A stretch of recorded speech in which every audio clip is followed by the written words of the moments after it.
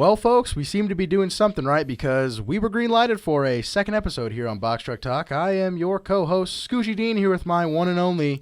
D-Money. Yes. And, folks, we got a dandy. D-Money, you want to tell them what's coming up? Yeah, so we got we got a cool episode today. We're going to kind of take it back a step.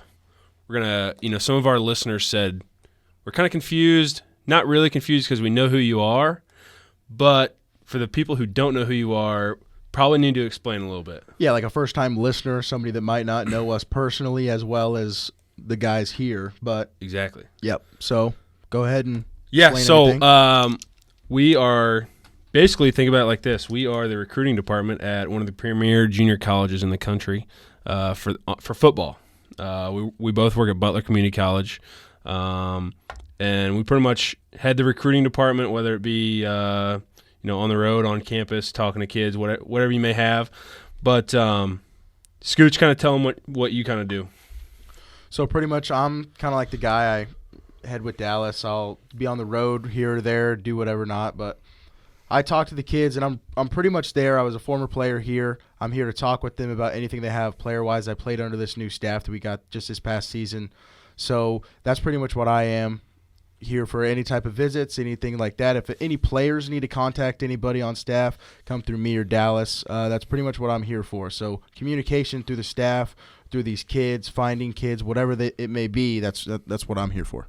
Yeah, Scoochy does a great job. He, obviously he just got done playing, so he's a great kind of mesh between the staff that was here while he was playing, and then the kids that are coming here, and that kind of brings me into our next part of it is we have a special guest on today.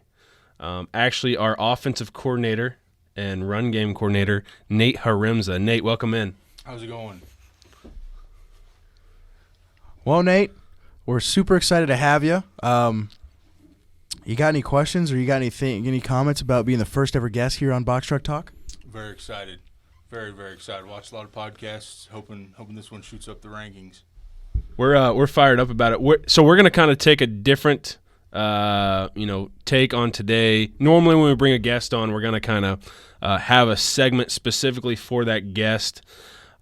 With Nate, he kind of helped us get this up and going. He did some graphic stuff for us.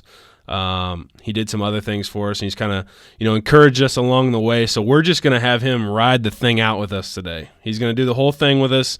And I will might tell you, we just gave the script to him about 2 hours ago. So it's fresh for him. He has no idea what we were going to talk about until about 2 hours ago. So that's the beauty of it, folks. But let's go ahead and jump right in. Segment 1, might tell you. That's going to be important news in sports and in the world. Dallas, if you want to go ahead and talk about why it's called Might Tell You. Yeah, so like I said, we're going to take a step back and kind of explain some stuff on our way through today. We decided to call this Might Tell You because obviously it's new news, new things happening right now in sports. So it's just kind of a catchy phrase, but we coined the phrase from when I was working at University of Kansas. I worked in the equipment department. There was a long time guy who worked there, and he's actually, if you're familiar with Kansas athletics, the Williams Fund. It's a big scholarship fund on campus. He is somehow related to those guys, but he's on the equipment staff, and he's a long time guy that's been working there. In fact, there's stories that one night he was in there doing laundry, and Roy Williams is knocking on the window to get into Allen Fieldhouse because all the doors are locked and he forgot his keys, and he was strictly told, do not let anybody in here. And he didn't let Roy in there, so it's kind of a funny story. But his kind of phrase that he tells you, or he says before anything he says, is "might tell you." So kind of a little tribute to him. And also got a big day. So we record on Wednesdays for our Friday segment that drops at 7 a.m. And today is none other than Scoochy Dean's girlfriend, Miss Cece's birthday. So I want to give a special shout out. Scoochy, give her a shout out. Happy birthday, Cecil. I know you'll be hearing this on Friday, but I love you. Big 21, I might add. So, Ooh, oh yeah, baby. That's just good for everybody, Oh yeah. All right, so like I said, important news in sports is what this segment's going to be about in the world. So first things up, Ricky Stenhouse Jr. wins the Daytona 500 to start off this new NASCAR season. Didn't see that one coming. Yeah, I heard it was kind of a little questionable. Not really. It was, didn't finish under green, right? No. There was I didn't even know this. Overtime, right? Double overtime. Double overtime. Double overtime for Daytona 500. And did you know that, like, normally they do green, white, checkered, Correct. right, in the past? Yep. And I was just listening. I heard on the radio. So the second double overtime, or the second overtime, they don't actually do a green, white, checkered, right? Yep. Okay. It's like whoever drove the most distance after it starts, or something along those lines. I'm pretty sure the field stops as soon as the yellow flag clicks on. It's one of the wildest things. Like I said, I had no idea, but it was a wreck or accident, however you want to say it, caused it to have an overtime, and then obviously after another one, then it goes into the second overtime. But yeah, so Stenhouse Jr., he now gets 48 points going toward him winning the NASCAR Cup. So Daytona being the first race this season, I mean, that's huge. It was the 65th time, and that means that since it went to double overtime, 212 laps was how long this race was. That's 12 laps over what they wanted it to be. So it's normally 200, right? Yes. 530 miles were covered for that race just to find a winner. Wow. Talk about, hey, you really got to talk about gas mileage there. Yo. 30 miles over? 30 miles. What is that, like 5 gallons? Those cars can't get much to a gallon, right? Yeah, I mean, gas seems to be maybe going down, but I'm not paying that. I'm not paying that. Not paying that at all. Next up, John Rahm. Whoa. We forget one of the coolest things on here, and it's your own note. What? How would you say, gentlemen, start your engines? Oh, that's true. That's on me, folks. I would go Kevin James look here. I think he's got the best one by far. I've got 3 things to say. God bless America. I can't remember what else he says. And then, gentlemen, start your engines. I definitely would scream, but I think I would have something cool with me, probably like an ice cream cone, just to add props. What? I mean, if you have a prop, everybody can automatically assume that it's better than that. You know what I mean? Yeah, fair. So they're more taken by but I'm talking like an incredible ice cream. Like I'm talking like 5 or 6 scoops. Oh, wow. I'm thinking like 3, and you're talking 5? I'm talking like 5. Well, okay, maybe 5's overboard. I guess it is still February. It's not going to melt. Here's the kicker, though. It is melted. I'm going to make it melt. Oh, okay. Hair dryer melted all over my hands, but I'm having the brightest colors like strawberry. Sticky fingers. Any type like orange sherbet. Oh, whatever the green sherbet is. It just mint. Pistachio almond. Good lord! I'm just holding it, and I'm just looking like a garden gnome, and I'm. That's got to be your bottom flavors, though, right? Because no one eats that flavor, right? No. Okay. Well, I went to Brahms just a little bit ago, and I got orange sherbet. By the way, Brahms is not a sponsor yet. It is not. I would love for it to be. I'll get their sauce just to sponsor us. I'll take their sauce as a sponsor. Dude, their chocolate milk. I'm still stuck on Highland Dairy for chocolate Highland milk. Dairy's good. If you need any, expired, back of the CTC. Have a lot of it. That's what I would do. I don't have any signature starter. I'm just old-fashioned, get it going, let's get this thing started. Nate, what you got? How many people actually watch the start of the race, though? Yeah, that's what no one watches till the no one probably watched until the 500th mile of the Daytona 500 because they wanted to. You click over to it and see, all right, we're on lap, 120. You click over in about 20 minutes. Exactly. Yeah. Catch the end of it. I mean, yeah. Yeah, I don't know. That's. I like I said, I would, but yeah, true. Who I would like to see the ratings on the start of the Daytona 500 to maybe the last 50 laps. What the difference is. And I can't even tell you who did it this year. No idea. No idea. Didn't. I know. Matthew McConaughey had a good one. I saw a TikTok over it. It was like the top. All right. Yeah. And he was just like, he had his little Texas twang. His little, ladies and gentlemen, start your engines. Good Lord. Like, wow. Just that alone is going to give you. We're in the first segment, folks, and we're already getting it going. Oh, babe. All right. Move on to John Rahm, Genesis. Yeah, let's ride with it. John Rahm, Genesis Invitational champ. This is crazy for multiple reasons. Happened this past weekend. It's his third win on the PGA Tour this season. Yeah. That's insane. Third. You know what's even crazier to think about is some people don't even have a win in their career. Yeah. And then you start looking at people who have, what's Tiger got? 82 wins? A lot. I think he's got 82. And, you know, he can't even barely walk around the course on the fourth day. Yeah, now. he's like, guys, I can't play. So, like, and I know that there's some other things that have happened to his body, but, like, the toll it puts on your body, and I know there's a lot of other sports out there that put tolls on your body, trust me. But pick up basketball oh. in the auxiliary gym. Every Friday. But just, 3 in 1 year, that's incredible in my opinion. And he's fairly just And got it's in and there. it's young, like the season's young. Yeah. Like we got all summer. He's got 10 total in his How old career. is John Rahm? Let me see here. That'd be a great trivia question. It really would be. We're looking it up. John Come better Rahm. prepared. I do know. He is 28 26. 28. Sorry, that's more. 28 That's years on of me. age. But another video I saw on him, he's kind of like the Sean McVay of golf. And here's why I say that. Any given moment of any given game, you could ask Sean McVay in any type of interview, why'd you call that in the second quarter with 2:54 left? Oh yeah, you were talking about this at lunch today. And he would know exactly why. Well, I sent Cooper Kupp on the short motion to run the quick slant while I had, Robert Woods run the fade ball because I knew that Matt Stafford would have thrown the fade ball, but Kupp crossed his face, whatever. Sure. Well, somebody asked John Rahm, they're like 2 weekends ago, hole 7, tell us, walk us through that. And he knew exactly the swing. He knew exactly the feet placement, the ball placement. Probably how hole many it was. steps he took from the tee to where his ball went. Yes, he's got a Apple Watch step counter. Impeccable. Yeah. So I was Fitbit. You remember Fitbit. those? You remember those? No way that's still in the market. They're not a chance. I remember you like get them for That's like Alltel and the phone services. dude. Retired. Gone.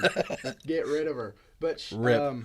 he knew the exact same, or not the same, but he knew the exact play that he needed to make, the exact shot that he had, if it was good or bad, obviously, and what the outcome was. It was incredible. I was very amazed. But I mean, if you're a professional, you perfect your craft.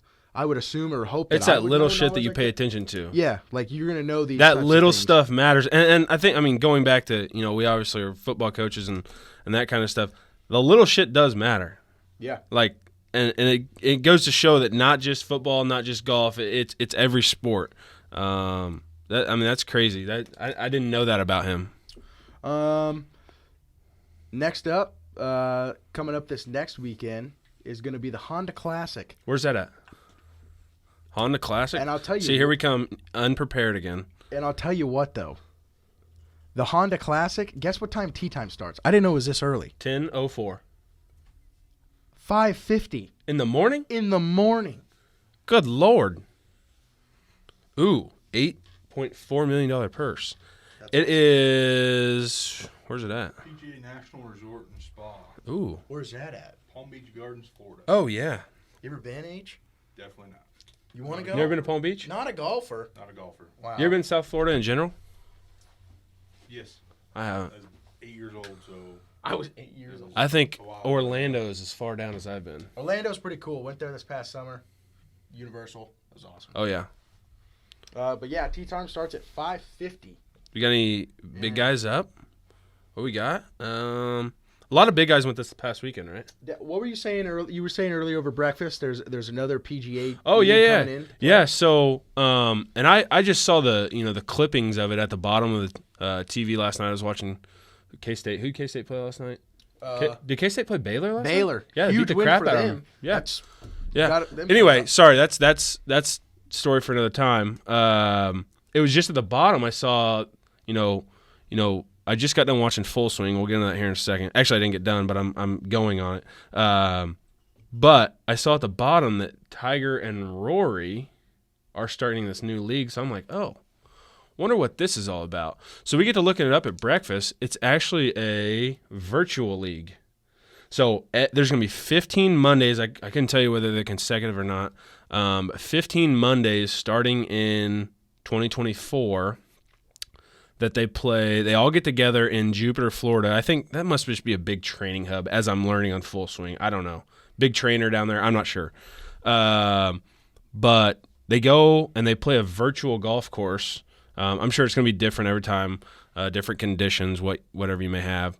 But and it's basically, we learned this morning it's big for betting. There's going to be a lot of betting going on. I don't know, if there's money prize, whatever you have. But I think it's going to be kind of cool. And then the thing I took out of it was like, hey, I bet Tiger's going to retire from this real golf stuff. He can't walk. He can't do all that. He's broke a little bit. But I think this is the way that Tiger keeps golf in his life.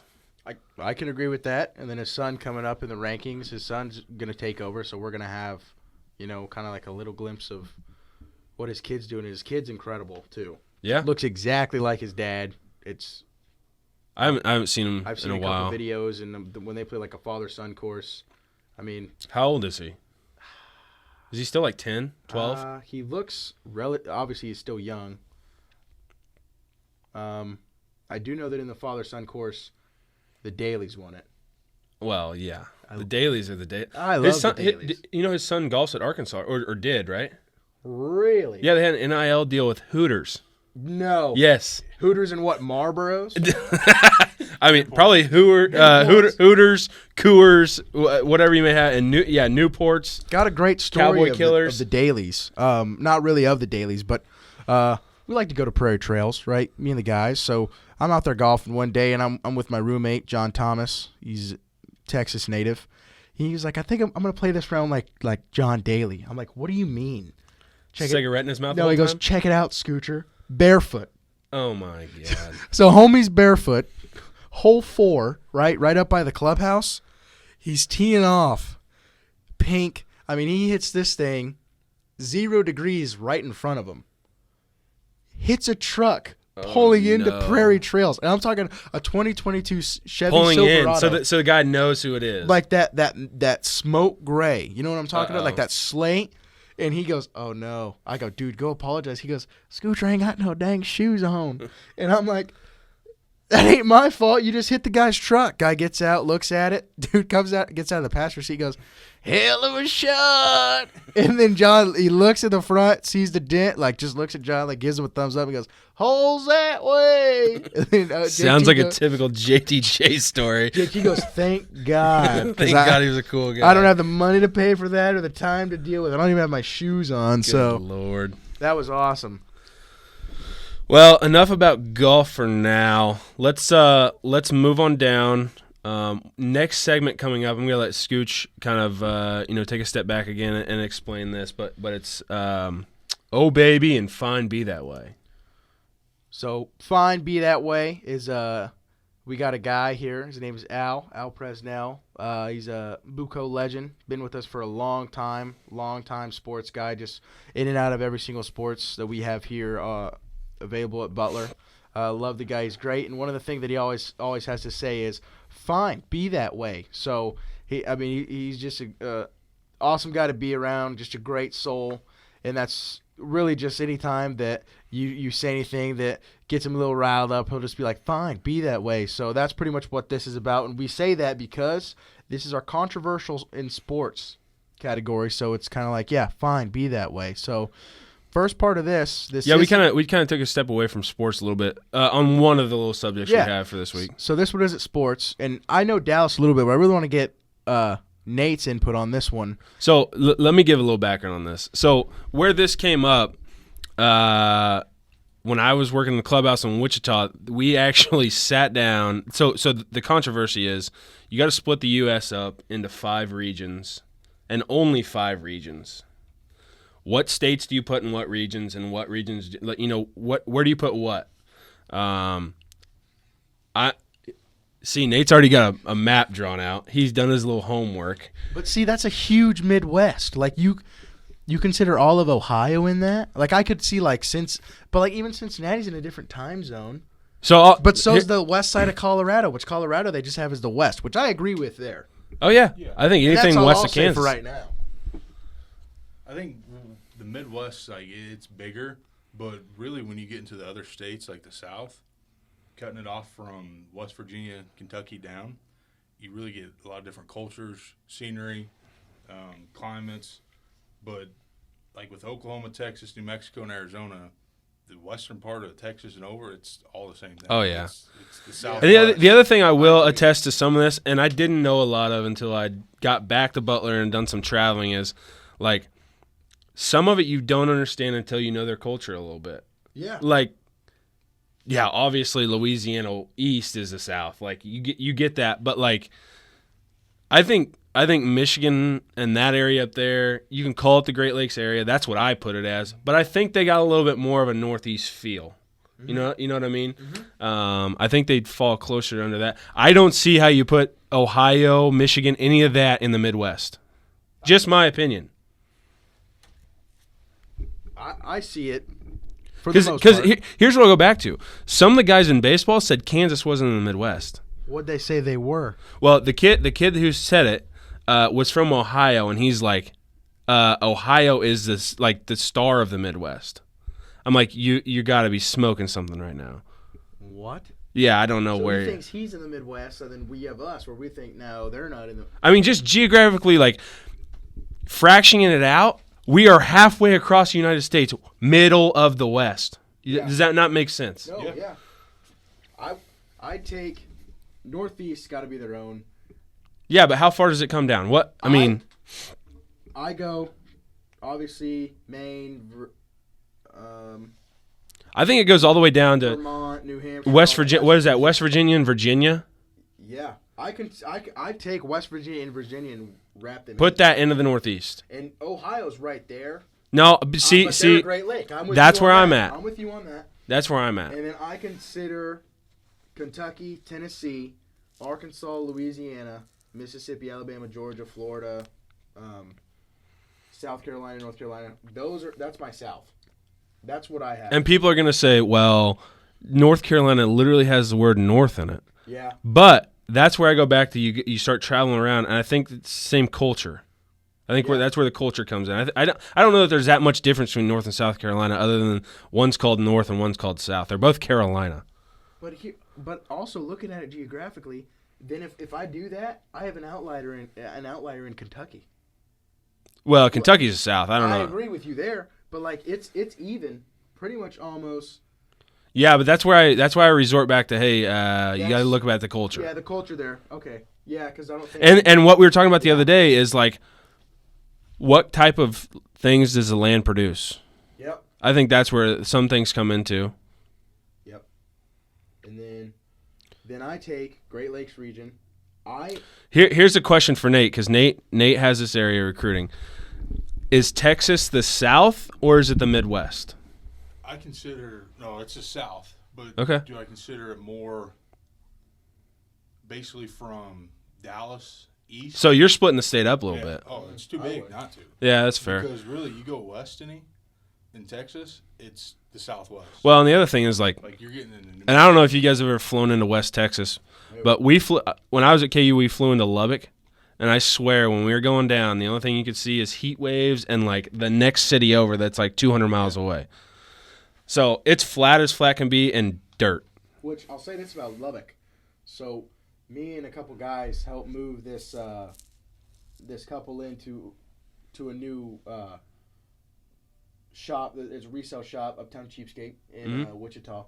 And so we're unloading a semi. And the semi truck driver, he was saying that he unloaded one of his semis in Lubbock. Day before, it was like 64 degrees. Next day, it was like 4 degrees with a wind chill like -8. Lubbock is like the most fluctuating weather. Well, isn't it close to the? Because you go not far west into like New Mexico, whatever, and there's high mountains, right? Isn't that where the elevation change starts? Yeah, there's is it Ruidoso? Yeah, I don't know what it is. I'm not great with that. That's all like my map shows. That's all the same out there to me. I don't know, but I don't mind. I don't mind splitting it up as long as you're counting the western half of Texas as the West, not Midwest. Yeah, no, it's not Midwest. Yeah, okay. So you're counting none of Texas in Midwest. The Midwest. So Oklahoma. Your wife's from Oklahoma. What is it? Midwest? Oklahoma City East. Okay. Yeah, I could see where you get that too.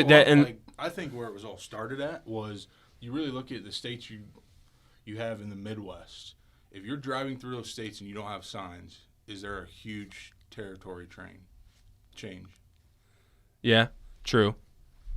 I get that. Like the terrain, everything like that. In the South, you really drive through those states, they all look about the same. Same with the Midwest, even into Ohio. Yeah. Yeah, shoot, when I get down south, I told Scoochie this before we went on our trip just a few weeks ago. You get down there, I get claustrophobic because trees are everywhere. It's worse than sitting in the plane seat. Yep. Getting there. But we can all agree, west of Kansas, Colorado, west, right? Yeah. And then I like the map that Nate has as a southwest. That's good. Yeah. I was trying to think about I don't know. And that's where I'm and maybe it's just because I haven't ventured west too much. You know, I've always just kind of flown to where my destination. But the west is west to me. Yeah, which I can agree. And then But maybe it's just because the history's not as deep. my father, Papa Scooch, was telling me, he's like, well, now you got to talk about climates, right? Because Arizona has a completely different climate. Well, and here's what I will tell you. I'll tell you this from my track knowledge.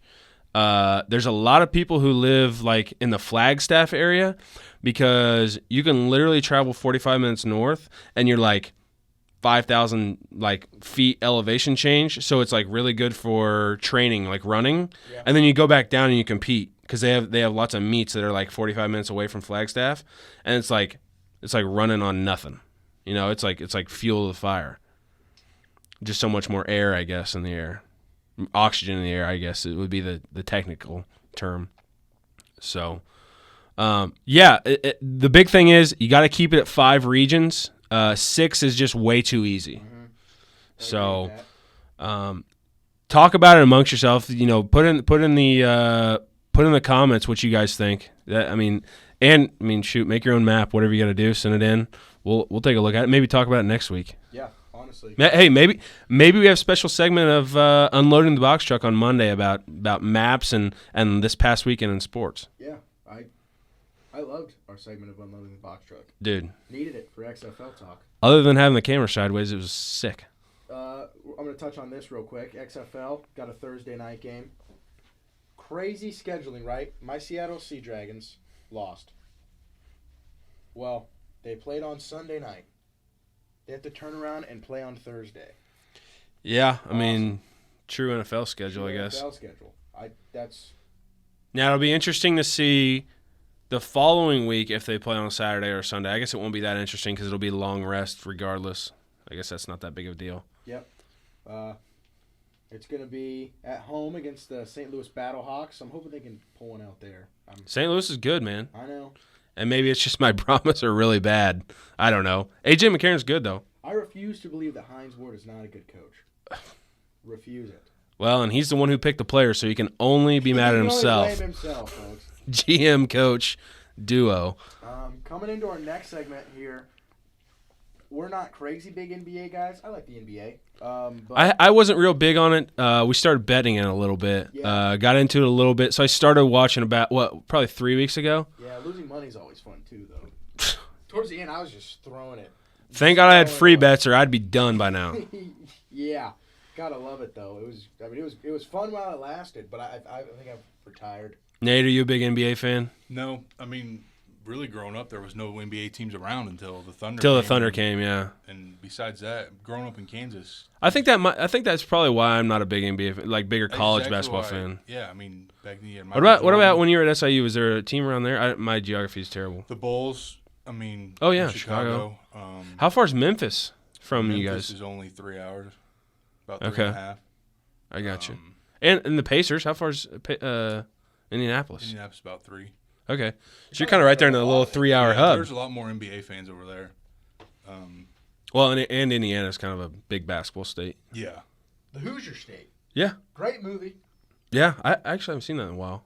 I thought you were going to say you haven't seen it. No, I've seen it, dude. I was gonna be like, we're gonna pause that's a national treasure. Dude, that's coming to you live on Monday. Dallas watching the Hoosiers. It's just a body reaction feed. Oh, that'd be great. Hey, we get in trouble because we'd be showing Hoosiers up live on Facebook. Yeah, copyright. Anyway, let's get to it. So NBA players now. This has been in the news a lot lately. just sitting out because of their workload. 82-game schedule, I get it, I understand it.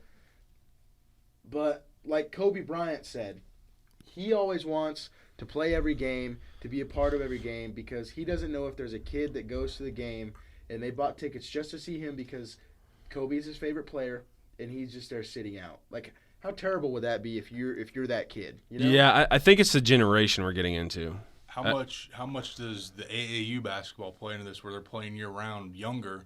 Where I mean, specializing in one sport. Kobe played high school basketball, and then was down for the off season. So you go from October to March.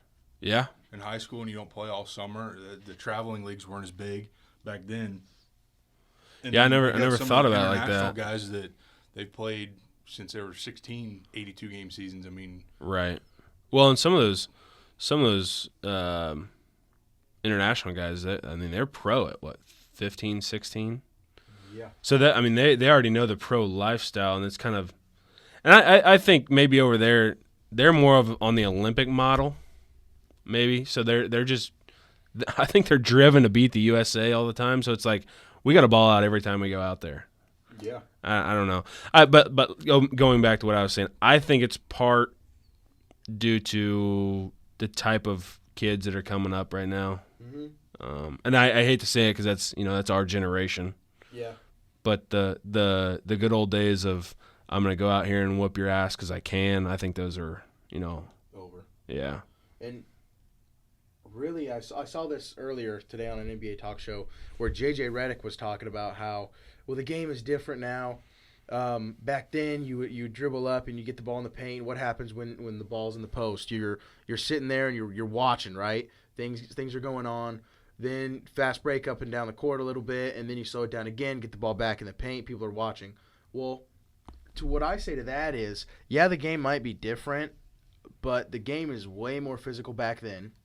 And also, back then they didn't have all this technology like your game readies, your muscle stem or whatever like they do now. And those guys were still repping out 82 games a season just for those fans. And I saw another thing where if this guy goes to see Giannis and Giannis doesn't play just because he's sitting out, not because he's hurt, because that's not what we're talking about. If somebody's hurt, like Giannis tore a ligament in his wrist, couldn't play in the All-Star game, that's fine. Injuries happen. It's pro sports. Yeah. But if he goes to the game to see Giannis and Giannis doesn't play, that's what sells tickets. That's their standpoint for the Bucks. That's who they sell. Like Denver's Jokic, like that's the guy, right? He's the reason they're selling tickets. People want to see him play. If he doesn't play, he's like, what am I going to get, a refund? No.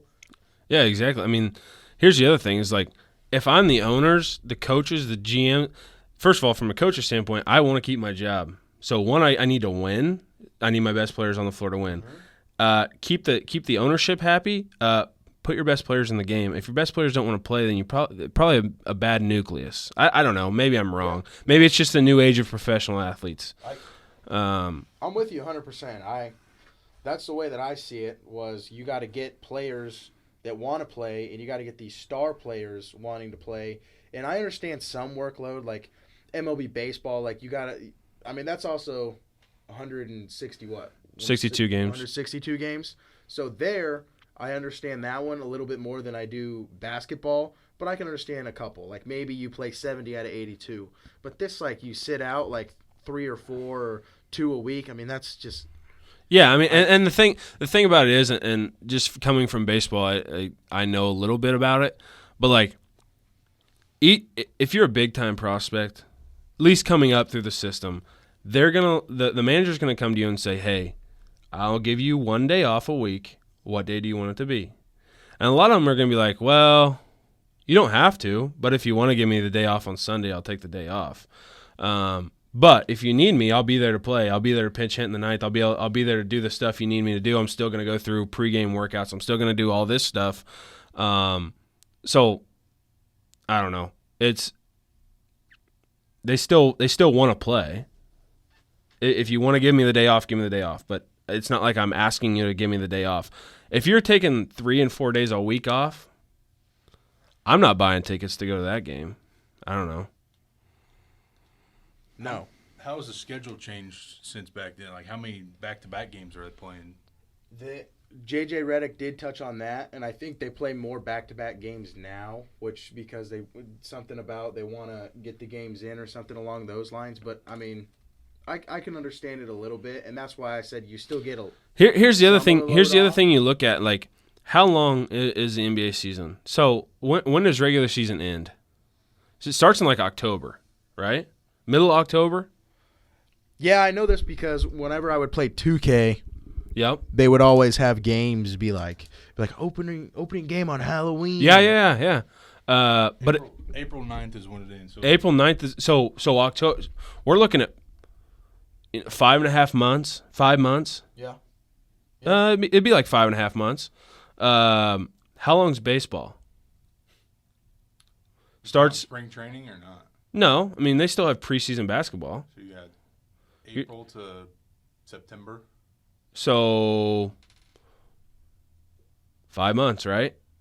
Yeah. Hey, 5.5, they're 6. playing twice the amount of games Yeah. So and still, taking half like, the amount of what- days off. And I get, trust me, I get. There's a lot more miles on your body in basketball, You run up and down a court. Yeah.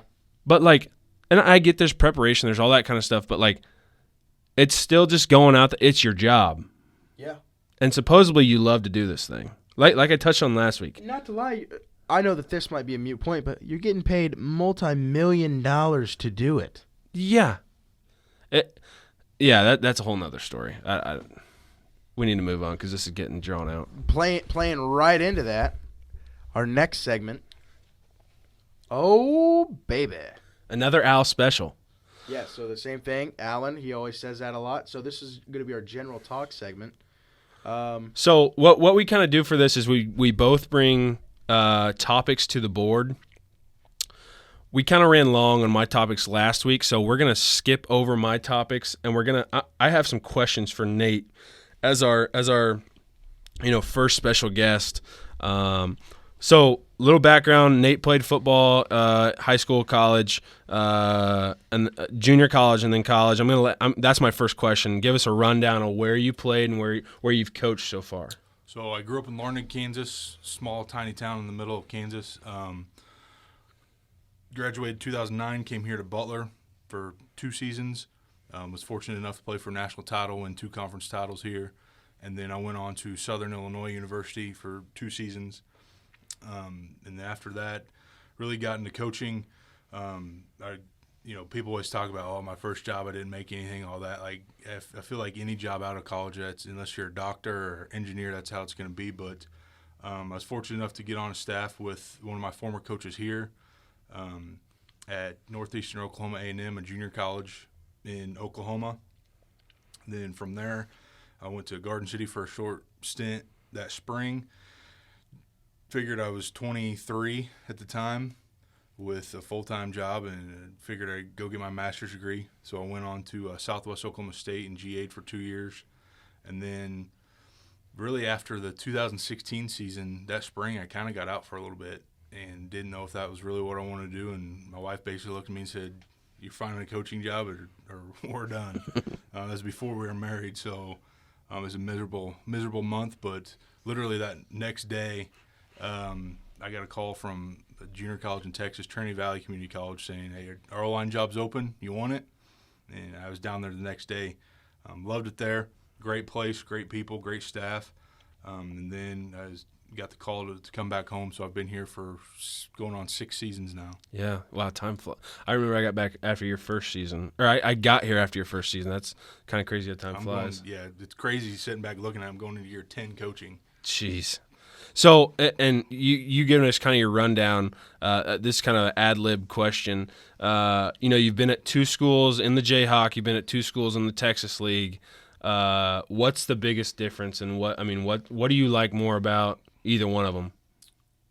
The Jayhawk conference is by far, week in and week out, it's totally different than the conference I played in. I remember getting back here from the Southwest Conference and just turning on the film, and holy cow, the creatures on this field. It's every single week. There are no bad teams. It's literally like the SEC. The Southwest Conference was a great conference, great competition. It was more of and maybe it was because I didn't play at the schools I coached at, but there wasn't as much pressure. It's like, hey, we go 9-3, win a bowl game, finish in top 10. That was kind of their goal. Which, it was fine and dandy, but up here it's kind of like you better be playing for the big one, or people are getting better have a share of grumbling. Yeah. They have good football down there. We've both times we've been to a bowl game when I've been here, we've played Texas schools, and both been good games. Yeah. Trinity Valley was really good when we played them in the Midwest Classic Bowl, and then we just played Kilgore this past year. Both really good games. So kind of moving down to the next question. If you had to have a man sports crush, who would your sports crush be? Man, since you gave me the kind of script here, the rundown of what we're going, I've been thinking about that one, and sadly I'm a huge Jaguars fan. But I knew this was the direction we were going to go with this. Well, hold on. Being a football coach, really those games on Sundays with being in the Midwest, you don't get a lot of them. So I could say, Tony Baselli, but there's so much going on in my mind. That was my guess. During the football season. So it's not really a man crush. If you've never been there, in my downtime, the sports crush I have is if you can take in a game at Busch Stadium. Ooh. No matter what, like there's nothing like, no matter who you're a fan of. I've been there. I've been to a game there. Guy hit 3 homers the night I was there. Who was it? I don't remember. Was it Tony Baselli? No. That All-Star game, like celebrity All-Star game, that'd be sick if he were in it. That'd be awesome. No, there is no doubt. The Busch Stadium is kind of has that. And I never went to the old one. Very first game I ever went to was in the old one in 1999. The only one after McGuire had his home run record, he saw him hit number 32 of the 99 season. Wow. The only one I've only been to one. Schumacher. Skip Schumacher. Yep. He hit 3 home runs the day I was there. I've only been to New Busch Stadium, and let me tell you, it's a great stadium. I used to be a big Cardinals fan, but kind of grew out of it. Grew out of baseball for a little bit, but obviously back now. But hey, that's a good one. That's not where I thought you were going with it, but that's a good one.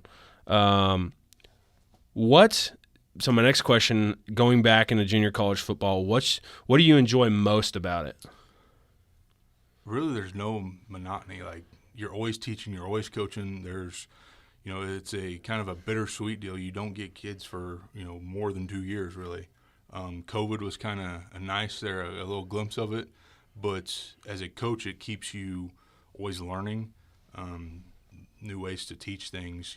Some things will work this year, it won't work next year. And everybody says, at every level, every team's different. But junior college level, just like this last year, we started game 1 with all 5 starters hadn't played a college snap ever, and then all 5 of those guys are gone in a blink of an eye.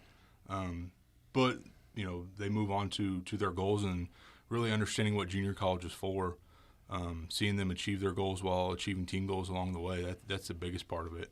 Because you hear all of them go on to their next schools and see, these guys aren't as hungry. They're kind of settle for things. Yeah, it's crazy.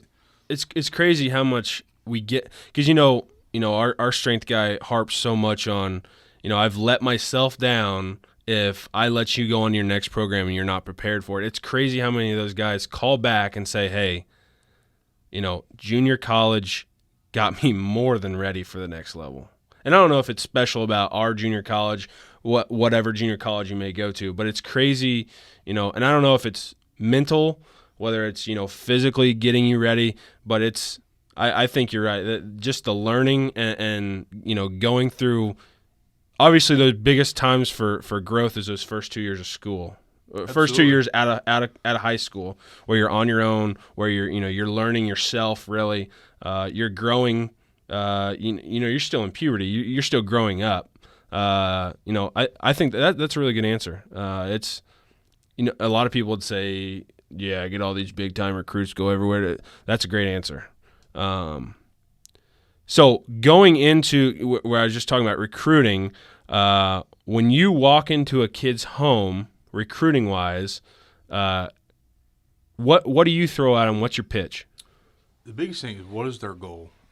Junior college it'll chew you up and spit you out if you don't have a set goal of, this is what I want to do. If you think you want to play at Division I, and I've coached at Division II level, you played at the FCS level, no guys at the FBS level, all that, seen great players through here, but each of those guys, you have to have a goal, and really figuring that out with the guys before we go in there, and then selling them on how we can help them achieve that goal. It's nobody, like we've always said, that they use the pitch on me coming through is you didn't grow up wanting to be a Butler Grizzly, but there's a path to get to where you want to. And junior college-wise, I mean, you really have to earn it. Yeah. And there's nothing given to you. No doubt. And when you say no, and I think that goes for any junior college. No one grows up saying, "Hey, I'm going junior college. This is let me pick which one because this is where I'm going." Everybody says, especially being from Kansas, I want to go be a Jayhawk. I want to go be a Wildcat. But the goals thing, that's interesting. That's a lot of people can learn from that too. Development-wise, I think, junior college is the best to develop at no matter what, because you get some, these 5-star prospects, whatever, they're expected to make an impact right away. Right now. You have 2 years to come really kind of almost be selfish with it and achieve your goals and develop here, kind of get out of the limelight, get out of the media, all that stuff, and achieve your goals and stand out and develop more, mature, like you talked about those first 2 years of college. Learn how to do the college route. I mean, there's a study done a few years ago, like a certain percentage of teachers in Alabama graduated from the University of Alabama. So going to school, doing those things, it's, sometimes it's not the kids' fault, but they don't know how to go to class. And it's not that they're trying to not do it. It's they've never been told to. Yeah. It's, hey, you're a great athlete. We got to win on Friday. You're good. Yep. We'll pass you along. Right. Yeah. And the thing about junior college is we kind of see a little bit of both worlds in that aspect. We see some of those kids because that's just, that's kind of the world we live in, but we also see the kids that, come from stuff and they come from, hey, I was held to this standard in high school. And it's kind of crazy to see those two mesh together to make one. And then to see them grow together is even bigger. I think really home visits, though, it's you're going there to recruit, to talk to them about your school stuff. But for me, it's seeing where you spend your life.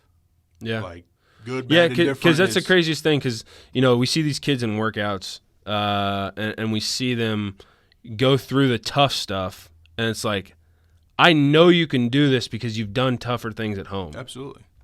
And just how they interact with their family, what their siblings think of them, And that's not to say all kids come from bad stuff. But just how they are, that's why the transfer portal is the way it is. And we've had multiple guys that, from here that have entered the portal because they don't have the relationships they've had.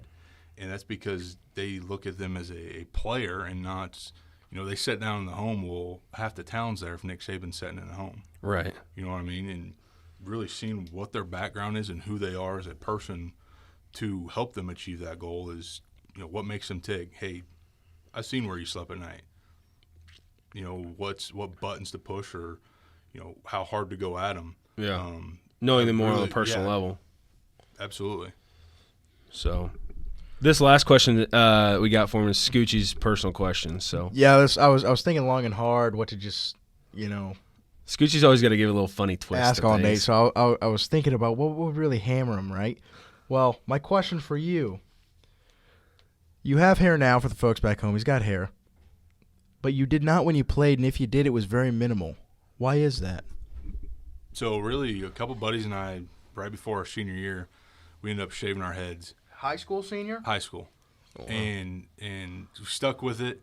I was really the only one that stuck with it, but at that time, going into college, it was very easy to take care of. You look at it now, it's, really, if you tip the stylist, it's about $50 a month if you go over 2 weeks. Yeah. You know what I mean? And back in college, that money was put elsewhere. But, I'm a hat guy, too. You can wear a hat. It doesn't mess it up. It's easy to take care of. Really, the only reason I still have it is when I met my wife is very early on when we started dating. She was like, you can still grow hair. Like, you might as well do it while you can. Like, if you haven't met my wife, she's early on the stage, like I didn't know, I couldn't read what she liked, what she didn't like at all. I thought she hated everything, and so when she said something she liked, Sometimes like, I still question if she hates Dude, me. I gotta run with that. no, I'm like, absolutely, growing the hair it is. So I was joking with her the other day because, saw a few grays. I'm like, hey, the buzz is coming back. I can deal with grays in the beard, but the head, the buzz is coming back. When it's that time, it's that time. With the haircut, I've seen some pictures when you were at SIU. You have a arm tattoo, right? Yeah. When did you get that? Was that in college? My first one was my junior year of high school. It's around the arm, right? No. Okay, just side arm. First one was my junior year of high school, and then I got the cross my senior year of high school. 2 more on my arms in college, and then when I left Butler, I got the Butler one. Sweet. What was the most painful one? I'm a tattoo guy. I just want to know. Everybody said the inside of the arm would be painful, but really they all, at that point in time, like that was... It all goes numb after a little while, right? It goes numb, but it was annoying pain. Like, not even really painful. I almost got like a natural high to the pain. Like a runner's high. Yeah, like a paper... Not that I know anything about a runner's high, but let's be honest. Everybody says it happens. Paper cut and you always push it. Oh, yeah. That's with it just to feel what it feels like. Yeah, it's kind of soothing. It sounds I've never kind thought of about weird, it like that. Paper cut?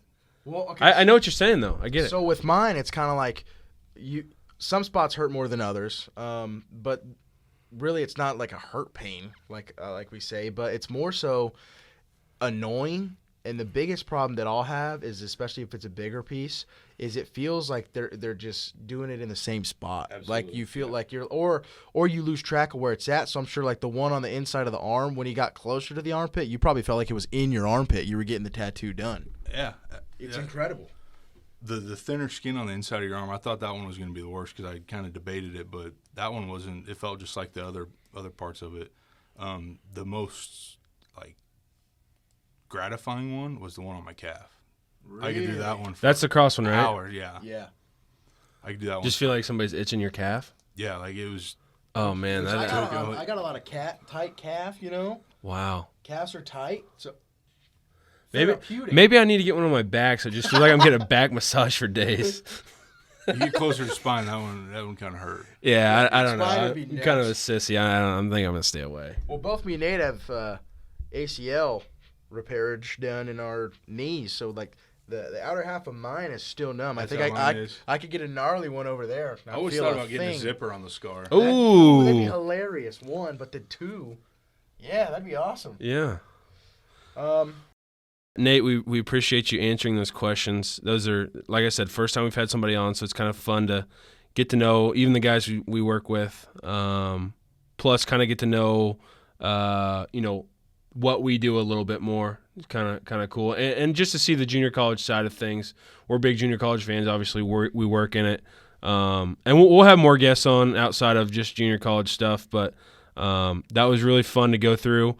We're gonna move on to Scoochie's subjects as far as our general talk goes. So this first one is also another one that's really, really present here as of late, and this is one thing that I knew about, but I didn't know like I do now, and it's mainly because it's, like I said, it's very present, and that's the NBA buyout rules. So Russell Westbrook gets traded to the Jazz at the trade deadline. So he was with the Clippers. With the Lakers. With the Lakers. Okay. Sixth man. See how dumb I am with It's I'm just- not a Russell Westbrook fan. I mean, so played for OKC, was amazing, won the MVP when he averaged a triple-double. That's insane.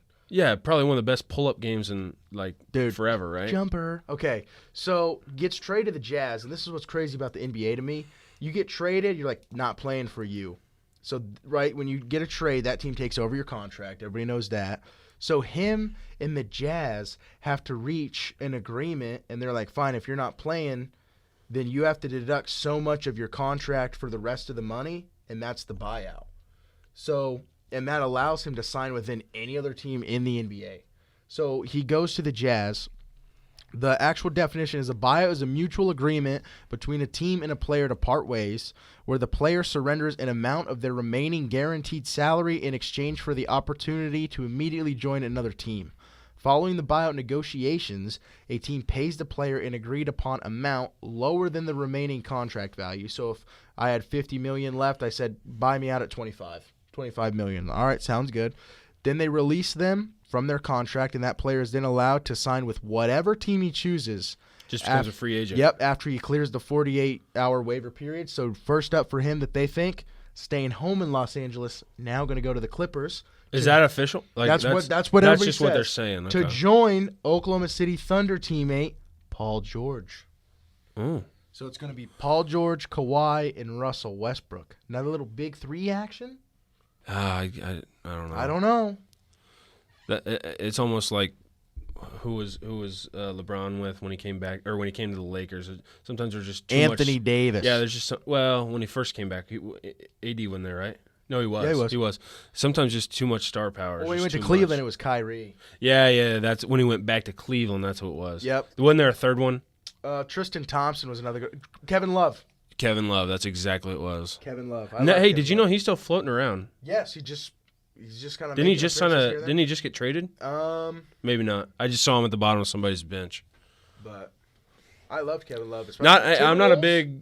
He had the NBA in his palm. Oh He yeah, was with the Timberwolves. Yeah. UCLA guy, right? Him and Ricky Rubio.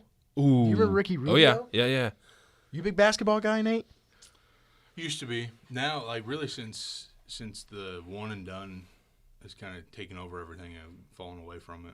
Speaking of one and dones, really aged myself the other day, and I'm not that old. Like I'm not gonna front that I'm that old, but they got to talking about because KU, the one and done rule came out, and I think KU went 3 years without having a one and done, maybe 4, but they were like, yeah, this rule came out 16 years ago. I'm like, no shit, 16 years ago. And I guess the first guy to come out of KU was 13 years ago. Xavier Henry, I think, is what it was. Okay.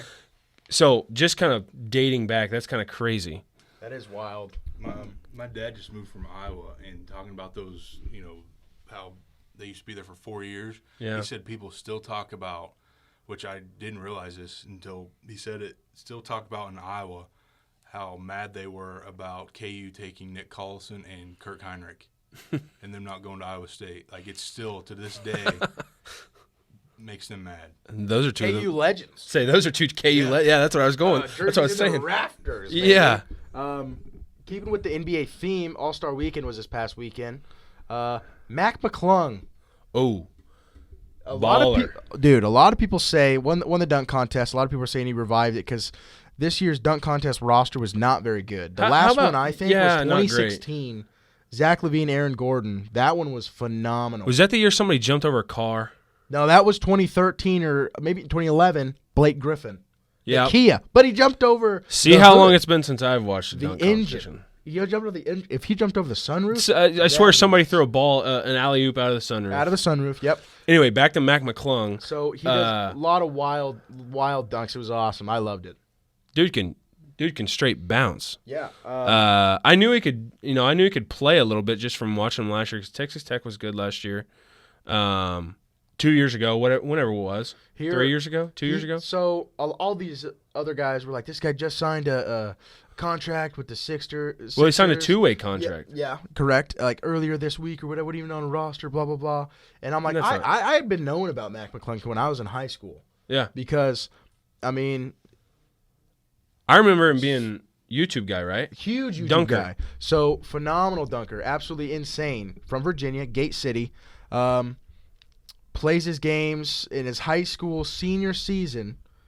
Broke the VHSL, Virginia High School League. All AI's records, right? Yep. Allen Iverson's scoring record in a single season. In 5 less games than Allen Iverson did. Oh, wow. So, won the state championship, committed to Rutgers, in some game, dropped 47 points with Georgetown's head coach there, Patrick Ewing. Decommits from Rutgers, gets Georgetown offer, goes to Georgetown, plays for 2 years, declares for the draft, then signed with like a mutual NCAA type of agent where you could still, if you don't get drafted, come back. Yeah, that's kind of what who did it? Ochai did it last year. Yeah, something like that. Where 2 years ago when he went to the combine, but you can still come You back. could come back if everything didn't work Yeah. work out. Good for KU. Natty. Yeah. Yeah. So he goes through that whole situation, then just decides, well, instead of declaring, right, didn't get drafted, I'm going to go to Texas Tech. Texas Tech. Goes to Texas Tech for his junior season, then declares, goes again undrafted, this time just stuck with it. G League player, bounced around, has had a couple different Who else he played with? Like you said, he's on the two-way now. When he first got out, Scroll up. It's on the side right there.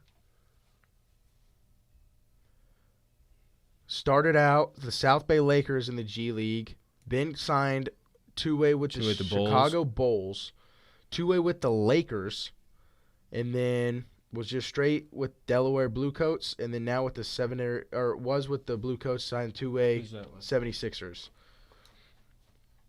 No. Delaware. Click on Delaware. Who's that with? That's with the 76ers. 76ers. Yep. Okay. But like I said, I'd been knowing about Mac McClung because like around YouTube and Vine, So- like, big stuff. With the Mac McClung thing, let's go back. Who was Jericho Sims? Did you watch any of this, or did you see replays? I did not. So I watched it live. Oh, J- the dunk contest? Yeah, yeah. Oh, yeah. How bad was Jericho Sims? That was, yes. Like his and he's first like dunk- hyping himself up, like, "Hey, That was awesome. no. I'm 6'9". Like I can put my elbow in the. No shit, you can put your elbow in the rim. That wasn't even that cool. Like I'd seen that before, and he tried to do like double. And his first one, he only got his wrist in there. He pulled himself up with the net.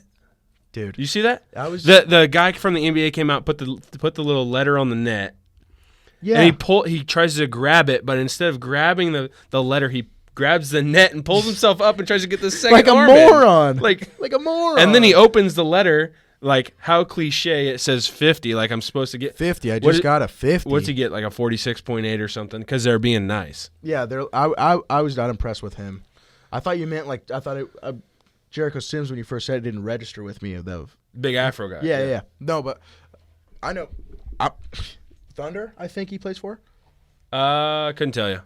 Like I said, not a huge NBA fan. Also with the All-Star Weekend though, Jason Tatum scoring 55 in the All-Star game.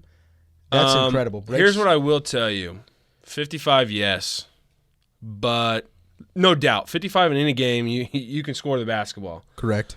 But I don't know if you watched any of the All-Star game. I watched some of it. They're pulling up at half court, just shooting three balls. Which I think is awesome. Awesome to watch, yes, but like it's not basketball. No, I agree. And I mean, he breaks Anthony Davis's record from 2017, I mean, he scored. 52. Yeah. But also, it's the All-Star game, so it's Yeah, but think about like, and we touched on this last week with why the does All-Star game stuff. why doesn't LeBron have that record then? Because don't forget, LeBron can't play because he's got a coach. Wow. Wow. He's too good for it. I don't know. So, That's incredible. let's go on. Scooch has on here, in quotes, Patrick Kane and hockey. So Where are we going with this? I'm a big Chicago guy. Unlike old Nate's Cardinals over there, I'm a big Cubby, right? We've established that episode 1. So with them, I love hockey. So the Blackhawks, that's my team. Patrick Kane signed an 8-year deal. It's coming up on the end, right? I believe this is his last year. So he's had an incredible season so far. He just got his 9th or 10th career hat trick. Pretty impressive. A hat trick is when he scored 3 goals in a single season. Single game. It's a game, my bad. So, yeah, 9th career. Glad you guys know because I don't know anything about hockey. So this is sad, but what I'm prepared to do, I have a Patrick Kane jersey because I'm a big fan. This is what the Blackhawks need to do. The end of the NHL trade deadline is coming up, end of this week. You're thinking they need to trade They him? need to trade him, right? Just so you can get some value out of him. Correct.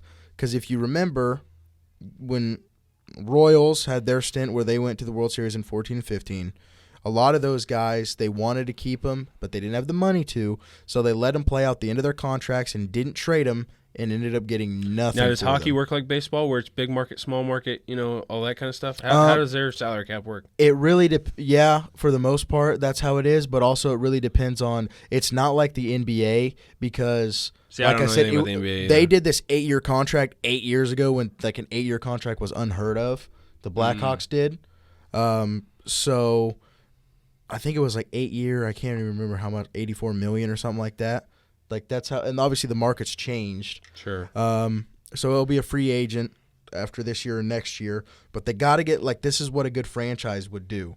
Yeah, it sucks to send him on his way, but you have to get something out of him. You have to, whether it's draft picks, a young player, a young prospect. You got to do something. Otherwise, like I said, you're going to be like the Royals, where the Royals are now in this situation, where they just let 4 out of their main 5 only keeping Salvi. They had to keep Gordon because they signed him to that huge contract deal.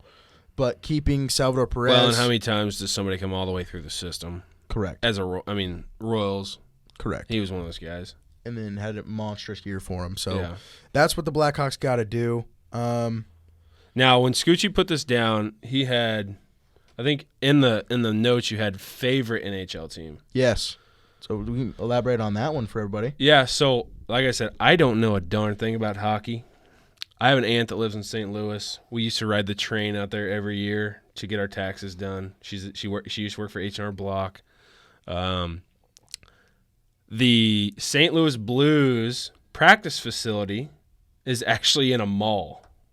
So you could sit there and maybe it's not their full-time practice facility, but I know that we watched them practice. I know that in the mall.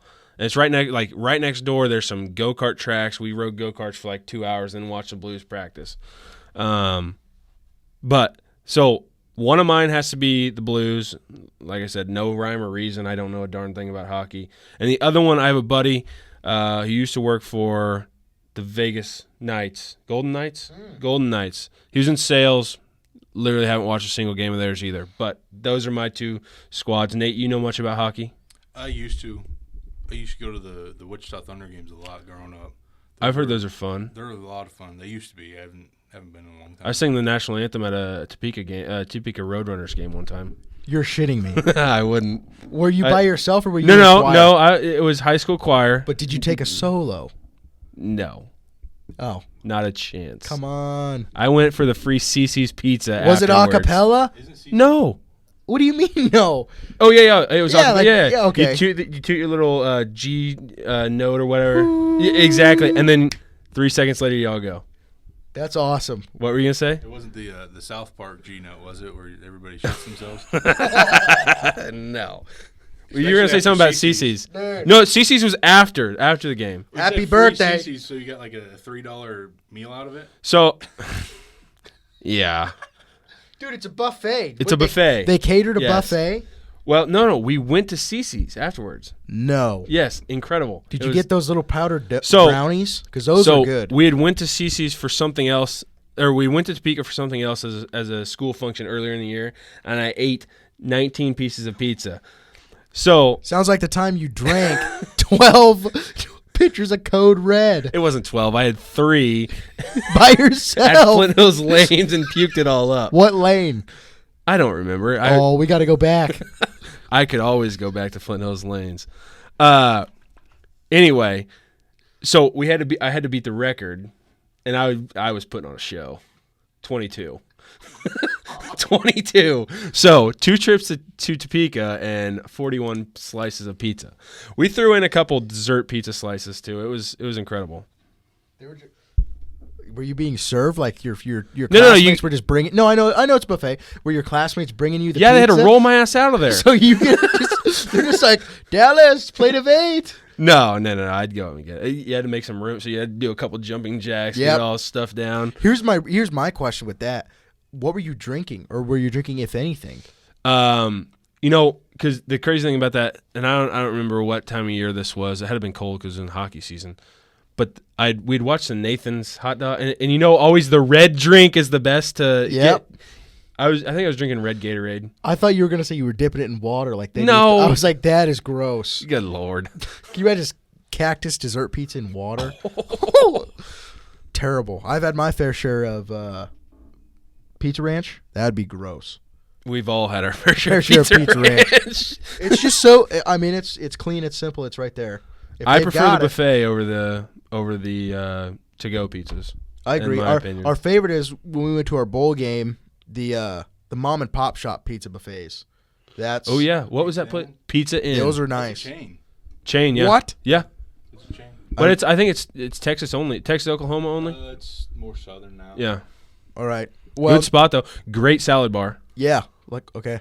That's Well- the worst with buffets is when they have a really good salad bar.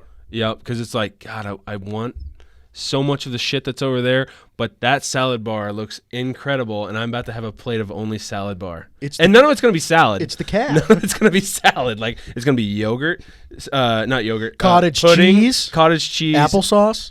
No, I'm not getting applesauce. Well, okay, you don't like applesauce. Maybe if I Hold put on, them together. But backtrack. you got to get your potato salad, you get your macaroni salad, and then like you get the diced ham. You just toss it all on top. You don't like applesauce? I do. I don't mind it, but I'm not putting it in there with all the rest of the stuff. Well, hold on. Go. You'd put all that stuff in one bucket? Or Oh, one all on the bowl? same plate, and then just Oh, on the same pole. Yeah, on the same yeah. plate. I'm not bowling it. I'm plating it. Okay, good. Yeah. You'd put it in the same bowl? Yeah. Ham on To yogurt? each their own. No, not on yogurt. Oh,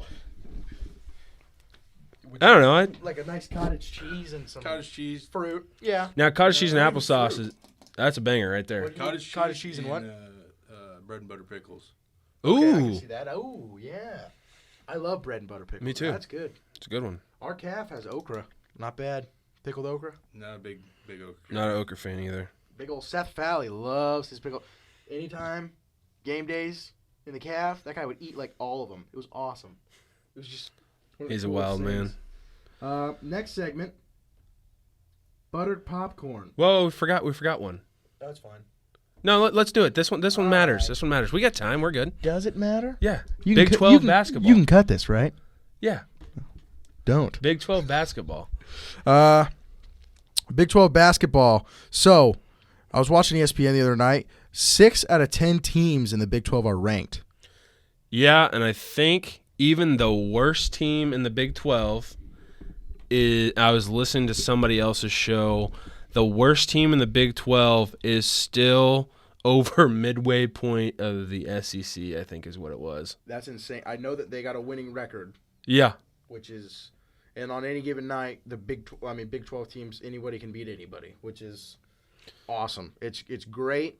They've always been good. This is the first year I think they've really been top to bottom the way that they are. Yeah, and the thing is, like, everybody says, oh, KU won it last year, they're the front runner this year. I don't know. And maybe it's just because I'm a KU fan, I'm over spectacle about it. But, like, I don't know if they can do it. Yeah, this KU team is It's kind of different. the thing that they struggle with for me is offense. They're shooting. They're either on or they're not. Jalen Wilson is good, but all the games I've seen, Streaky. I know he's had his times, but I haven't seen Grady Dick be constant in a game that I've seen. I know he's put up like a career high of like 20. Well, and upper here's 20s. maybe what Bill's got going on. I don't know. Bill's a great coach. They're talking about maybe he's the GOAT, whatever. Which, don't get me wrong, incredible coach. But hopefully the direction Bill's got them going is where they get tournament time. They're going to make the big dance. Obviously, there's no question about it. So maybe it's not until they get to the big dance where everybody plays the same game. You know, everybody's having their game. McCullough will have 13, and then the next night Dick will have, 17, and then, Jalen's obviously going to pop off for 26 at some point.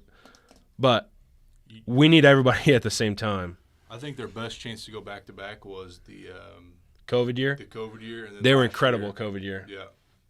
Yeah. When's the last team to go back to back? Ooh. Duke? When did Duke do it? The early 2000s, maybe? Maybe that was just undefeated. Yeah, I don't think Duke did it. I mean, you're probably looking back to the 70s. UCLA? Yeah. I don't know. What we got? Tournament expanded to 64 teams. Duke in 90s. 85. Since 85, only 2 programs have won back-to-back titles.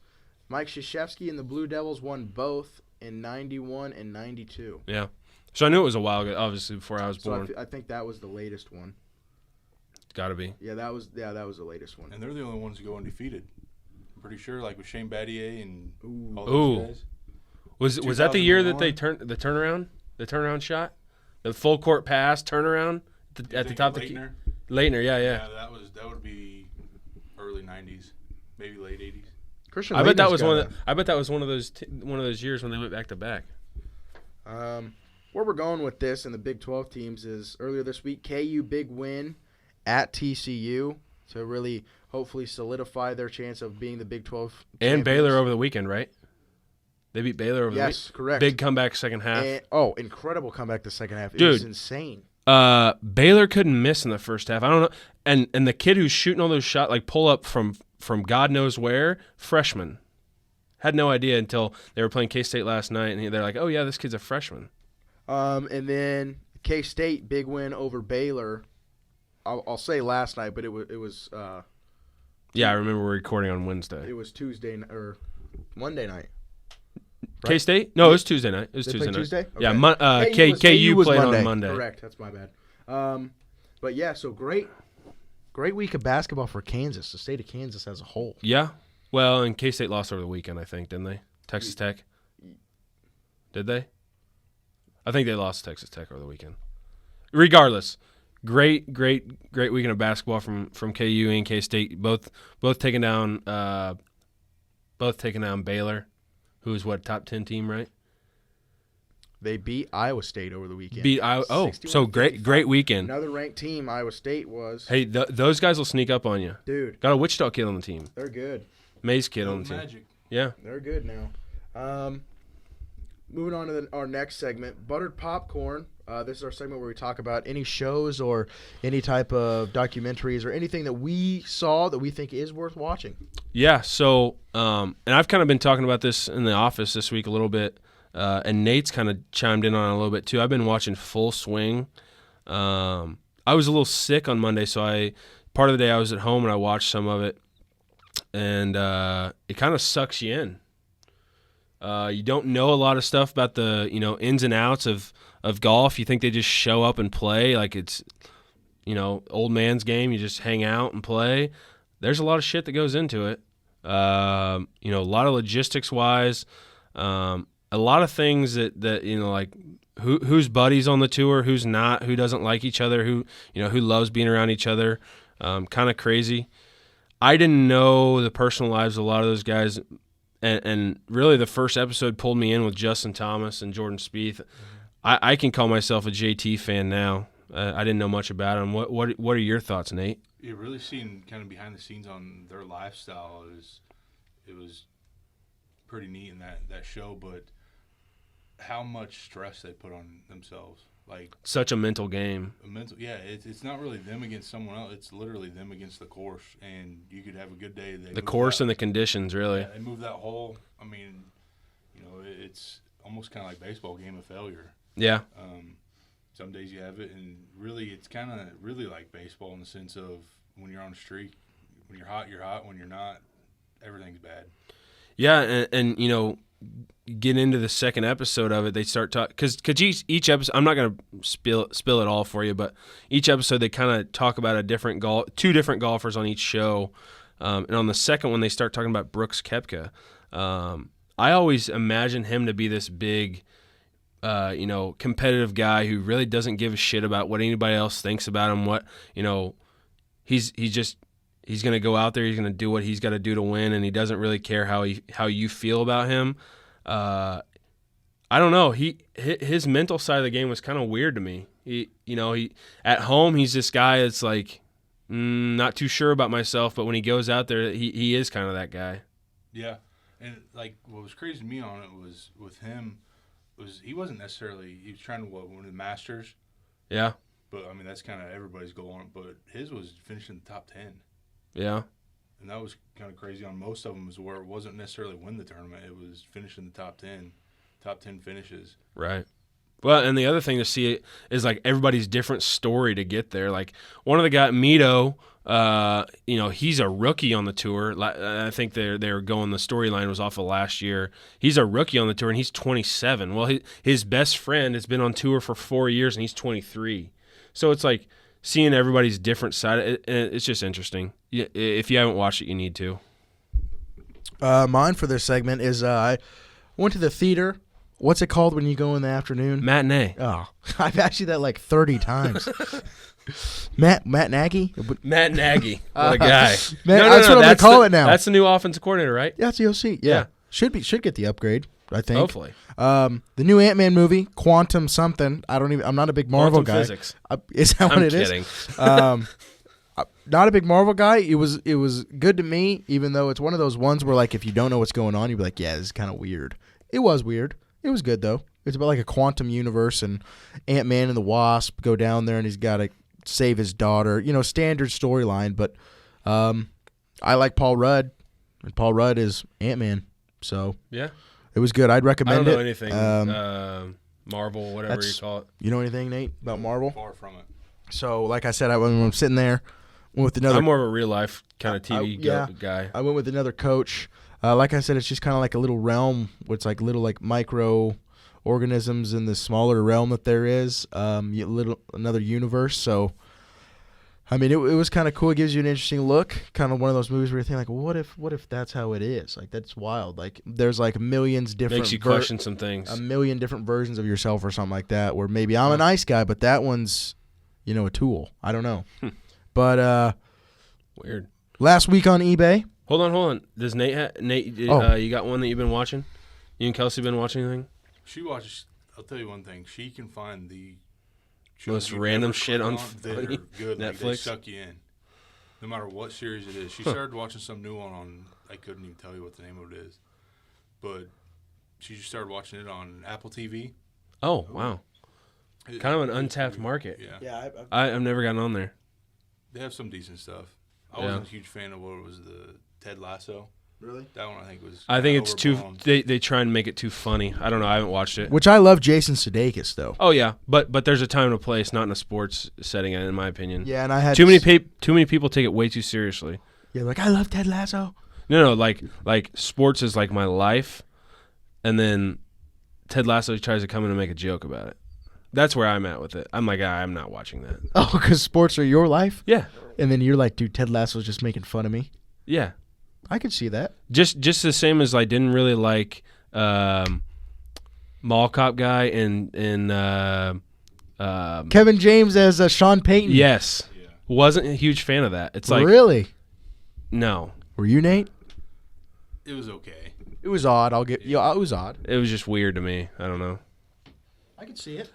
But I also can't see Kevin James being a football coach. Same with I can't see old boy being a soccer coach. I can see Kevin James telling the drivers to start their engines at the Daytona 500, though. Oh, yeah, right. We got to put a link to that video because that video is awesome. eBay. Last this week on in eBay. Sold Jordan 11 is yours. I'm still going dry on eBay. Dude. It's a big market. Listen, becoming a dad takes your time away from being that. I'm not blaming it on Hattie, let me tell you. But I just haven't been on my eBay game. That's fine. Things like, you get what? busy. Okay, Jordan 11s. Yep. Explain them. Jordan 11, IE, so that's Michael Jordan's 11th signature shoe. No shit. All right. Well, you said explain them. I'm just explaining Azure. it. What so style that's is that? Different color. It's a colorway. So what it is, it's kind of like there's like a teal and a little bit of like a lemon yellow. So the patent leather on the Jordan 11 is around the toe cap and goes around the heel. The IEs mean like on above by the tongue. It's kind of like breathable mesh netting. It's pretty cool. Sprinkled through in there, you have elephant print. Ooh, love the. They're a pretty cool shoe. They came out in 2007, so it's a big market for them now because sneakers are becoming kind more, of a retro thing. More, yep. So it's kind of like, ooh, these are cool shoes. Got them at Goodwill. One of my good friends back home. Goodwill. Yeah. What a find. Yeah. Brandon Vega. Shout out to you, Vega. Shout out to you, Dirty Vegas. We're walking into Goodwill in the one Topeka across from Topeka West. I'm like, dude, those are Jordans. Ooh, that's kind of tucked back in there, isn't it? Yeah. You don't know it's there until you get to it. Right off the highway. Yep. We're just leaving. I'm like, dude, Goodwill. Was there with my another friend of mine, Keaton Tuttle. Shout out to you, Tuttle. But Coach Tuttle. We're just walking in. I'm like, Goodwill. Tuttle's like, dude, look, Jordans. I'm like, where? At Goodwill? He's like, Beeline for him. Yeah, and then Brady's like, no, check it out, pimp. Look. And I'm like, dude, $14.99. I'm like, I don't have my wallet. And Brandon's like, I got you. Just Venmo me. I'm like, Oh, you didn't have your wallet. No? yeah, I never have my wallet. I'm like, whatever. What do you have now with Apple Pay? I Dude, it I doesn't do matter. Apple Pay. It doesn't matter. We went on what, like 5 or 6 recruiting trips. The only recruiting trip that Scoochie brought his wallet was the one where we went out of state, and he had to do some driving. Why else would I? He's need like, it? "Hey, I don't have my wallet. Dallas, spot can you me? pick me up?" Yeah, but next time I need you to bring your wallet. And like 3 times later, he's Okay. like, "I need you to pick me up." Did I ever not pick you up, or did I ever not reimburse? Whatever. That's Anyways, this week we're moving on to our draft. We're gonna do appetizers. dude, and This is a solid one. I'm so excited for this one. We're gonna do youngest to oldest snake draft. All right, so it's gonna go. Meaning Scoochie's gonna start. I'm gonna go second. Nate's gonna go last. But the beautifulness of it is second round of the draft. Nate gets to go first. So Nate's gonna do a wrap around. Nate's whoa. It's all right. All right. Obvious pick here, in my opinion, fried pickles. That's Bow, bow, bow, bow. that's Not my go-to, but I like it. so my go-to. I've made it a staple for a side. It used to be an appetizer at Willie's. Now you can turn it into a side. I can chalk it up to be my own loaded fries. Nate, what you got? This is from any restaurant? Any restaurant, yeah, anything. Number 1. Is it going to be from walk-ons? No. I know you love some walk-ons. No. Old Chicago buffalo chicken rolls. Ooh. I've never even had that. That sounds. I've never had them, but I have had the Old Chicago's buffalo chicken pizza, and I wasn't a fan. But I think it was just because it was pizza. I mean, you had bread, big bread guy. Yeah. No, I could definitely potential. Mhm. I've never had them though. I would imagine they're good. Number 2. Number 2. It gets tougher as we keep going. Yeah, you're like, what do I go here? See, not where I thought. And I'll tell you what I thought your first pick was going to be after we get done.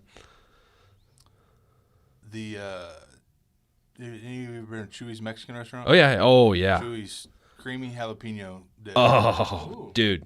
That sounds good. Coach V one time. We were in. Where were we? We were in Nashville. Coaches convention. Yeah. 2020, right before 2020, COVID. Right before COVID. Coach V thinks it's just cheese dip. Just goes in full ham. Like 3 chips in, he's like, there's jalapeno in that. No. It's like, yeah, it's delicious, right? How spicy is it? Not, but V can't do spicy at all. Ooh. Like he sees it on the table and he starts sweating. Like it's bad. What? Yeah, it's incredible. I was gonna say that's But, incredible. Sounds abysmal. The recipe for that is all over TikTok. If you haven't seen it, really? yeah, it's all. I'll have to find it for you and send it to you. Migo. Yes. Amigo. Number 2 for me. I'm gonna steal. No, I'm not. Let's go. Let's just go traditional onion rings. I love That's some a good good one. onion That's a good rings. pick. Now they got to be crispy. I don't want any of the breading falling off. Moist falling off breading. But onion rings are delicious. For my second round pick, this is a good one. It depends on the restaurant, but all the ones I've had all across wherever I go, they're all good. The little pretzel sticks they give you, where you could dip in cheese or whatever type of cheese comes Solid. with it. I think those are good. Yep. My last one's probably gonna be potato skins. See, that's what I thought Nate's first pick was gonna be. Yep. So loaded potato skins. You got little potato boats or whatever with shredded cheese and bacon, dip in ranch. Love them. Yeah. Can't go wrong. Yeah, can't blame you. My third pick, which probably should have been my second pick, I'm a huge onion fan. Also a big Outback fan.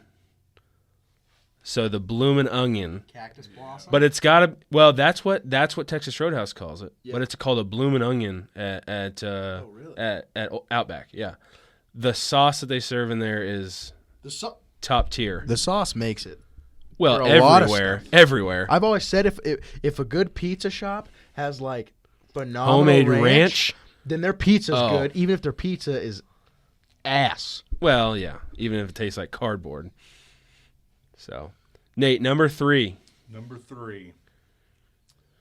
It can be a dish, but Emo's Pizza, St. Louis, toasted Emo's. raviolis. Ooh, toasted raviolis. Those are, Saw not those on a lot of menus, but those are good. Saw those on TikTok. They look awesome. It just looks awesome. You know one no one said, which I probably should have said, taking out onion rings and put this in there? Huh. Just wings in general. Yeah, I consider that one more of a meal. Yeah, me too. It's since Buffalo Wild Wings came on the scene, I think it's become more of a meal. Caught between her, Wings for me, they got to be smoked wings. Yes. Oh, dude.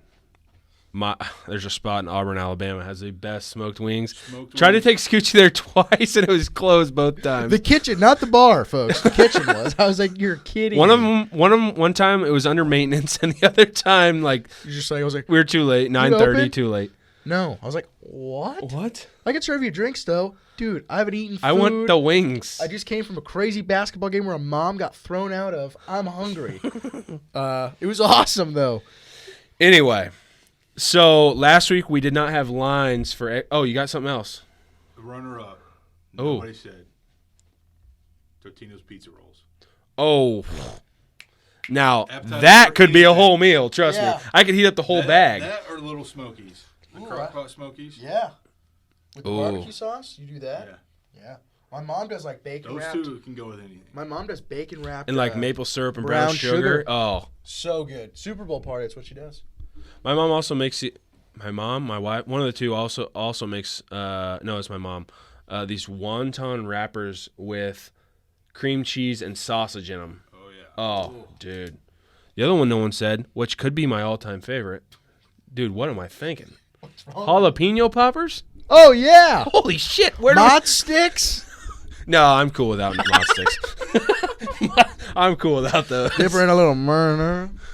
My wife loves mott sticks, so I always say, "Oh yeah, get them, whatever." But in the back of my mind, I'm like, "God damn it, I want some jalapeno poppers." So, as we were going last week, we didn't have. We were too early for lines, and this week it's kind of be confusing because, like we said, we record on Wednesdays, we drop on Fridays, and there is a Thursday night game. So we're only doing pick'ems on 3 games this week, and there's obviously 4 games in the XFL. First game, DC Defenders versus the Vegas Vipers. Vegas is a 3-point favorite. Who you taking? We'll just do money line picks. Who you taking? Give me Vegas. I like their opener, Agreed. so I'm taking them. Over under 36.5. Bang the under. I'm banging the under on all of them. Yeah. If you're banging the under on 36.5, the other two only go up. Yeah. So But I will say, I do think the 40 one, I think Vegas is onto something because Arlington and Houston are both pretty good teams. Nate, did you watch any of the XFL? I watched a little bit of it. With the DC Defenders game, the Vegas Viper, you got to realize the DC Defenders D coordinator, Greg Williams, Bounty Gate. Ooh. So schematically, I mean, he's been phenomenal D coordinator in the league for years. I feel like he could do, early on in the season where there's, offenses are sometimes slower to catch up. He could do. Might have their things shit together a little bit. Because I know the parts I watched, I can't remember who they played last week, but he had like 2 or 3 critical stops with some different coverages and stuff that they were doing. I gotcha. Yeah. the main I hear reason that. I'm taking him is I like Luis Perez. I think that Agreed. guy I think he's a gamer. I think he could be legit. I'm going with the Vipers too. Yeah. Does that mean you're taking the Defenders, Nate? No, I'm just saying with the over-under, it's definitely, I think it's going to be under 36.5. Yeah. And the other thing to go with what you got, what you're saying defensively for the Defenders is like the clock thing that's bringing so much controversy to both NFL and college game right now. I mean, I think it only helps everybody hitting the unders. It makes the game a lot shorter. On TV, I think they were put out to be 3 hours, and I don't think one of them even thought about hitting 3 hours. The next game on the list is the Brahmas versus the Guardians. The Guardians are 3-point dogs. What are you thinking? I like the Brahmas. Guardians were not very good in their opener. Yeah, I mean, Only you scored, guys like, know what, where my 12? head's at. Yeah, I think they only scored like 12, maybe. Yeah, against who they play? Gosh, my memory's terrible. But you know regardless, you know where my head's at. The Brahmas guy for life. So their over under's 38.5. Nate, who you taking? I didn't see either of them. So the Brahmas game is the one who ended on the 4th and 15. That's where the onside deal. Yeah. I want to say that it was 15-12, and then Because whoever they played got that 4th and 15 with like a minute and 27 left. but didn't convert, right? Because one of them the 4th and 15. Yes, they got the 4th and 15, but never scored, right? I don't know. I thought they did score. That's how they won. No, the Brahmas game they played. Who they play? St. Louis. That's the game that the 4th and 15 worked out for. The other one they got the 4th and 15, but I don't think they scored. I could be messed up. I don't know. Yeah. So it was 12-15, and then it was St. Louis that got for the game winner. But there was another one. There was another one that went. Another they game got or that game? Another game. Okay. Another game. They did the 4th and 15 at Didn't the get end. it? No, they got the 4th and 15, but they didn't score. Oh, that would be. So that, I mean, yeah, puts a damper on the getting the 4th and 15. Last game before we get out of here is the Arlington Renegades against the Houston Roughnecks. I think this is single-handedly going to be the best game of the weekend. The Renegades are 4-point dogs, and I'm taking them. Really? Yeah. I'm taking all the favorites simply because, the Roughnecks put up 33, so I'm thinking their offense is good. So, that over-under is 40. This is the only one I was iffy on the over-under, just because, like I said, the Roughnecks put up 33 by themselves. It was against the Guardians, though. So, but I like Houston. I think 33 points in those games with the clock not stopping, quite impressive. Yeah, no, I hear you. I don't know. I think Renegades are. I think they're going to be the staple of the league, though. Yeah. I don't know. I just feel like they got their shit together. It Stoops. Well, it Stoops, and the other thing is, you think about it, they're all at home. Like, because I touched on our unloading the box truck on Monday. Everybody trains, everybody practices, everybody does everything in Arlington, and then a day before the game, they travel to the site of the game. That's where I was wondering, because I heard them say on our plane ride home, and they were the home team in Yeah, D.C. and and I don't know if you were listening on Monday, but everybody practices, trains / lives, whatever you want to call it, in Arlington. And because that was a question on our show last week was, how do the logistics work at Houston? Because, they're going through spring ball. They're also, trying to play this season there, what have you. So they all practice in Arlington. And then they travel to their, a day before the game. Kind of like if every game were an away game in college, essentially. So, like, with the upstart league, that makes me wonder, like, your cost to fly everywhere. Because you're doing. Well, and here's the other thing. Like, you don't have to rent places out and everything, but the only way I could see it maybe being feasible is I wonder if they're in works with an airline company. Because you think about it, you need 4 planes. No, technically you need 5 planes. No, 8 planes every week. Yeah. You need 8 planes every week. Really, 8 planes, but 2 trips, so. But here's the other thing. I wonder because there's 4 teams in Texas, no? 3 teams in Texas? I wonder if those guys drive. So you would only need 5-ish. Yeah. Depending on who plays where, and really you'd only need 3 because you'd only have so many leaving the state of Texas unless all of them were away games or out of the state of Texas. So yeah, that logistics side of it would be interesting. I bet they're in cahoots with an airlines company. I don't know. What is it? American Airlines is out of Dallas, so I wonder if they've hooked up with them. Would be interesting. I'd like to know all the ins and outs of that. So, quick, what are your guys' feelings on the how they do kickoffs? I like it. I love it. To be honest with you, I think that's one thing that other leagues need to adopt. Yes, agreed. I think Here's what I think will happen. I think people will start to try and jump the gun. I think there's going to become a penalty problem on kickoff a little bit, just because once you bring it down, or once you take it up, and then if it trickles down to the college level, those kids aren't. I don't know that those kids are mature enough to have, the ability to not go before they catch the ball, and it's going to become a penalty. Well, you know what it is. What? Screen drill. Well, fair It's enough. a catch, though, not a throw. Yes. But, I like it. They want to take bigger hits or a lot of injuries out of the game. I think it limits penalties, limits injuries, and I think it's just better, in my opinion. If that's the way that they're leaning toward and that's where they want to go, they need to adopt this rule, in my opinion. Agreed. I like it. I think, and I here's what I think: NFL, college, whoever needs to send these ideas to not only the XFL but also the USFL to try these things out in these these leagues that are testing things to see what's going to work best for them. And I think that's something that just after the first weekend, I think is going to be something that you could see the NFL move to. I don't know if the college moves to it just due to discipline reasons. I haven't watched a ton, but to me it feels like there's more chance for excitement. Yeah. Because you got to break one wave. Yeah. One wave. Really? I mean, you get a great angle, break one wave.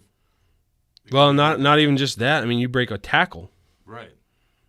I mean, everybody else, because I don't know, do they space them out evenly? Is that you have to be spaced out evenly? I don't know the specific rule on that. I haven't dove into it. I just looked up. I mean, schematically, you'd think you'd need to just not to leave a hole.